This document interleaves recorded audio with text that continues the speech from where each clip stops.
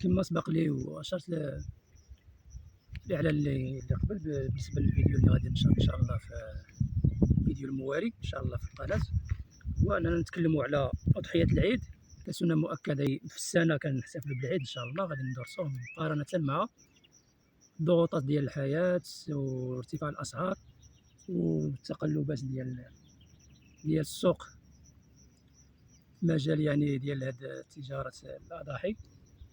يعني في عيد الأضحى إن شاء الله ندرسوه ونهضروا عليه، وبالارقام والاحصائيات وبالاكراهات يعني وبالمشاكل اللي كيتخبط فيها المواطن، خصوصا المواطن المغربي، لان هذه المساله ديال الغلاء راه ما كيعانيش منها غير المواطن المغربي، وانما هي جميع الدول دابا حاليا ارتفاع الاسعار، ولكن كيختلف من دوله لاخرى على حسب يعني المواكبه ديال الدوله لهذا التضخم، ويعني ومحاوله ان حل المشكل من حيث رفع الاجور والدعم، وكذلك التخفيض يعني الضريبي، وكذلك المجال هذا الشيء في جميع المستويات، يعني في جميع المستويات جميع القطاعات. وكما ننساوش الدور ديال الطاقه، اللي هو بالنسبه للمغرب ما عندوش واحد الامن الطاقي ديالو اللي غادي يتحكم فيه. نخليكم ان شاء الله مع هذا الفيديو هذايا ومع هذه الاجواء الجميله اللي في الطبيعه في الباديه، واخا جات مع ارتفاع واحد الموجة حرارية، ارتفاع الحرارة بزاف في منطقة تاونات وفاس اللي معروفة بدرجة الحرارة مرتفعة، واخا حنا مازالين في الفصل الربيع، مازال ما دخلناش فصل الصيف، ولكن الجو ملطف، كاين الحمد لله هنايا الطبيعة زوينة، الهواء زوين، الغابة، الجو زوين، الجو يعني صحي، ما كاينش واحد الرطوبة، ما كاينش واحد الجو اللي شوية غادي يأثر على الصحة. دونك نخليكم مع الفيديو ان شاء الله. هذا الموضوع الصراحه اللي تكلموا عليه بزاف في السوشيال ميديا، ونقدروا نقربكم ولو بجزء بسيط من المعلومات حول هذا القطاع ديال الاضاحي، وان شاء الله يكون الفيديو ممتع. كما كنعرفوا كان عيد الأضحى ديما مناسبة كيجتمعوا فيها عائلات وكترجعك فيها قيم التضامن والفرحة وصلة الرحم، لكن في السنوات الأخيرة خصوصا مع الغلاء المتواصل ولات المناسبة عند بزاف ديال الأسر المغربية مرتبطة بالضغط النفسي والخوف من المصاريف أكثر من الفرحة. المواطن بسيط اليوم كيلقى راسو محاصر بين واجبات الحياة اليومية وبين أسعار كتطلع بشكل مستمر، اللحم، الخضرة، الزيت، النقل، الكراء، الكهرباء، حتى ولات القدرة الشرائية كتضعف عام بعد عام، بينما الأجور عند فئات واسعة بقات شبه جامدة. هذا التفاوت الكبير بين الدخل ومستوى المعيشة خلق إحساس عام بأن المواطن هو الحلقة الأضعف اللي كيتحمل نتائج الأزمات كاملة. في مناسبة العيد الكبير كيبان هذا المشكل بشكل واضح. تكملة الأضاحي وصلت لمستويات صعيبة على كثير من الأسر، رغم أن الدولة كتقدم دعم مهم لقطاع الفلاحة والكسابة عبر برامج مختلفة، لكن السؤال اللي كيطرحه الناس هو علاش الدعم ما كيبانش في الثمن النهائي، وعلاش المستهلك المغربي باقي كيعاني من الغلاء رغم هذه المساعدات. كاين اللي كيشوف أن المشكل مرتبط بغياب مراقبة حقيقية للسوق وبترك المجال للمضاربة والوسطاء لتحقيق أرباح كبيرة بدون تسقيف أو تنظيم واضح. في بعض الأحيان كيكون الفرق كبير بين الثمن عند المنتج والثمن اللي كيوصل به للمواطن. وهنا كيطرح النقاش حول دور الدولة في حماية القدرة الشرائية. واش خاص تكون سياسات أكثر صرامة لضبط الأسواق والحد من الاحتكار والأرباح المبالغ فيها، خصوصا في المواد الأساسية والمناسبات الدينية. من جهة أخرى المغرب كيواجه تحديات مرتبطة بالأمن الغذائي والطاقي. سنوات ديال الجفاف أثرت على الإنتاج الفلاحي، التبعية للأسواق الخارجية خلات الأسعار الداخلية كتتأثر بسرعة بأي أزمة عالمية، سواء في المحروقات أو الحبوب أو الأعلاف. وهذا الشيء كيبين أن الدولة محتاجة تقوية الاكتفاء الذاتي وتحمي القطاعات الحيوية باش ما يبقاش المواطن رهينة التقلبات الدولية. كذلك النقاش حول العدالة الاجتماعية ولا ضروري، لأن ارتفاع المعيشة ما بقاش كيتناسب مع دخل الطبقة المتوسطة والفقيرة. كاين موظفين وعمال كيخدموا طول الشهر ومع ذلك كيلقاو صعوبة في توفر أبسط الحاجيات أو الحفاظ على مستوى عيش كريم، وهذا الوضع كيأثر حتى نفسيا واجتماعيا على الأسر والشباب. ورغم كل هذه الصعوبات المغربي باقي متشبث بالأمل والتضامن.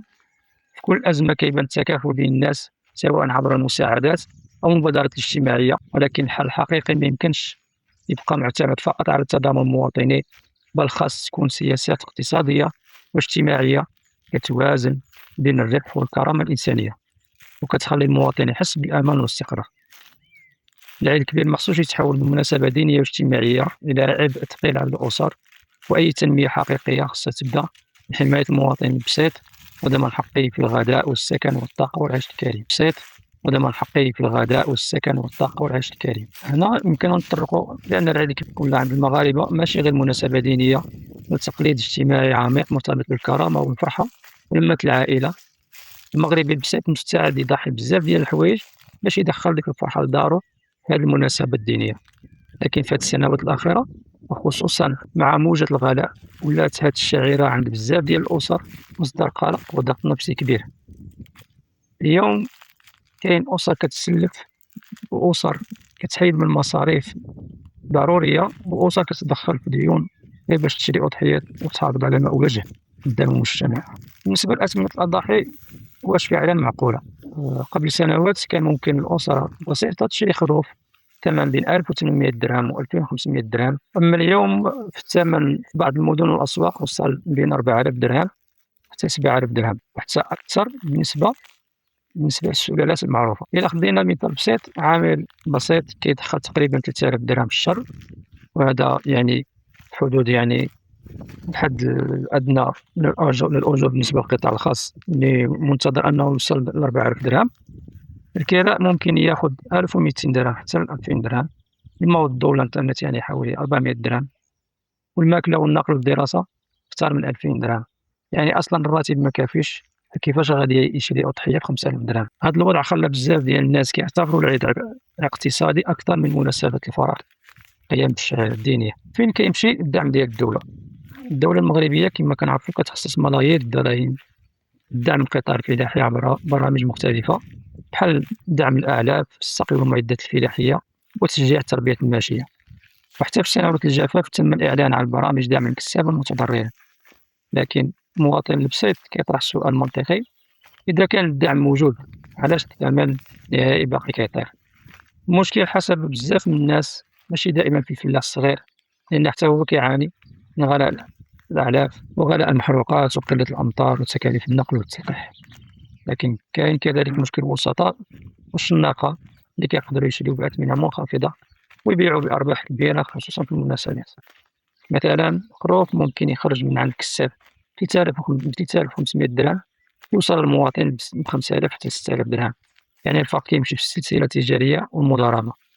هاد المسألة هذه تقدر أن يعني خروف واحد أنه منين يدخل في السوق في نفس اللحظة يقدر يتباع جوج ولا ثلاثة الشناقة، اللي كيساهم بزيادة يعني كبيرة كتخلي أن الثمن يوصل غالي للمواطن اللي غادي يعيد. إلا جينا نهضروا من منطلق واحد آخر اللي هو التضخم، علاش كلشي طلع؟ يعني التضخم ببساطة هو أن الفلوس ولات كتشري أقل من قبل. مثلا الزيت اللي كان 12 درهم وصل شي مرات 25 درهم، مطيشة وصلت شي مرات 15 درهم، اللحم تجاوز 100 درهم للكيلو في بعض الفترات، والمحروقات طلعت بزاف مقارنة بالسنوات القبل. وملي كيطلع المازوت كيغلى النقل، وملي يغلى النقل كيغلى كلشي، الخضرة والفواكه، اللحوم، مواد البناء، حتى الخبز بشكل غير مباشر. يعني المواطن كيتعرض لسلسلات متواصلة ديال الغلاء، اللي هادشي اللي كيحد من نقدروا نقولوا كيحد من الكرامة ديالو، وكيحد يعني من الطاقة ديالو والجهد ديالو، وكيخليه ديما في واحد الدوامة ديال التفكير والقلق والتوتر. واش المغرب عنده أمن غذائي؟ بالنسبة لهاد السؤال هذا، الأمن الغذائي يعني نقدروا نقولوا بأن ما كاينش شي دولة يعني اللي تقدر يكون عندها أمن غذائي 100%. والأمن الغذائي يعني الدولة تقدر توفر الغذاء الأساسي للمواطن بثمن معقول وبشكل مستقر. المغرب عنده إمكانيات فلاحية مهمة، لكن كاين تحديات ديال الجفاف المتكرر واستنزاف الفرص المائية باعتماد على الاستيراد في بعض المواد وتوجيه جزء من الإنتاج للتصدير. مثلا المغرب كيصدر بعض الفواكه والخضر نحو الخارج، بينما المواطن الداخلي أحيانا كيلقى الأسعار مرتفعة بزاف. هنا كيبدا النقاش: واش الأولوية للعملة الصعبة للتصدير ولا لتوفير السوق الداخلي بثمن مناسب؟ بالنسبة للأمن الطاقي كسؤال، واش المواطن كيتأثر مباشرة؟ المغرب كيعتمد بزاف على استيراد الطاقة والمحروقات، وهي بصفة عالمية كينعكس مباشرة على المواطن. والمشكل أن الأجور بقات ضعيفة بينما أسعار الطاقة والنقل والخدمات طلعت بسرعة، يعني حتى المواطن اللي خدام وعنده دخل قار ولا كيشعر أن المعيشة كتفلس من يديه. الفرق كبير بين الأجور والمعيشة. هنا هاد المسألة ديال الفرق بين الأجور والمعيشة هذه كنقطة هي اللي كتحرق الناس أكثر. مثلا واحد الأدنى للأجور حوالي 3000 درهم ولا نقدروا نقولوا 3200 درهم، لكن كيرا بعض المدن الكبرى يقدر يوصل نصف الراتب أو أكثر، وكسكن غير في السكن الاقتصادي، وتزيدوا عليها التعليم الخاص والعلاج والنقل والماكلة والملابس. كلشي غالي، كلشي غالي مقارنة بالدولة. وفي المقابل كاينة فئة صغيرة عندها قدرة شرائية قوية جدا، وهذا التفاوت كيخلق شعور بعدم العدالة. كاين شباب خدامين بشهادات وما قادينش تيفتحوا دار ويتزوجوا ويعيشوا باستقرار. فين خاص يكون الدور ديال الدولة؟ هذاك السؤال حتى هو خصنا نطرحوه. بزاف ديال المواطنين كيشوفوا أن دور الدولة ماشي غير تشجيع الاستثمار، بل كذلك حماية القدرة الشرائية، مراقبة الاحتكار والمضاربة، وتسقيف الأرباح في المواد الأساسية، ودعم الإنتاج المحلي الحقيقي، وتحسين الأجور وتقوية الصحة والتعليم العمومي. لأن المواطن ملي كيحس أن كلشي غالي والخدمات ضعيفة كيزيد الإحباط وفقدان الثقة. العيد ما خصوش يكون كابوس كنقطة خصنا نهضروا عليها، لأن الهدف من العيد هو التقرب إلى الله ونشر الفرحة والتضامن، ماشي إدخال الناس بالديون والضغط النفسي. حتى من الناحية الدينية القدرة المالية مهمة، والدين ما كلفش الإنسان فوق طاقته، لأن في المسألة ديال التكليف لا يكلف الله نفسا إلا وسعها. لكن المجتمع كذلك خصو يتغير شوية من ثقافة المقارنة وشنو غادي يقولوا الناس كتضغط على الأسر الفقيرة بزاف. هذه يعني من الناحية ديال الوعي ديال المواطن المغربي كمواكبة يعني لهذه الحياة الرأسمالية اللي غيرت بزاف يعني المجتمع اقتصاديا ولا اجتماعيا وثقافيا. نقدروا يعني نهضروا كخلاصة بأن المشكل اليوم ماشي غير في الثمن ديال الخروف، بل في الإحساس العام بأن المعيشة ولات صعيبة، يعني كيكون الدخل ضعيف، أسعار طالعة، وخدمات مكلفة، والمستقبل كيبقى ديما غامض. وأي إصلاح حقيقي خصو يبدا من المواطن البسيط، كيفاش يعيش بكرامة، كيفاش ياكل مزيان، كيفاش يفرح بالعيد بلا ديون، كيفاش يحس أن خدمته كتضمن ليه حياة مستقرة. حيت التنمية حقيقة ماشي غير طرقات وبنايات وملاعب وغير ذلك، بل أن المواطن يحس بالأمان كرامة داخل بلاده. هنا نقدروا نقولوا أن الفيديو ديالنا سهلة، ونتمنوا أن الفيديو موضوعنا الإعجاب ديالكم. إلى فيديو آخر إن شاء الله، وكنشكركم على المتابعة. واللي وصل لآخر الفيديو إن شاء الله يترك لنا واحد التعليق يعطينا الرأي ديالو، وإن شاء الله إلى موضوع آخر ومجال آخر إن شاء الله. السلام عليكم.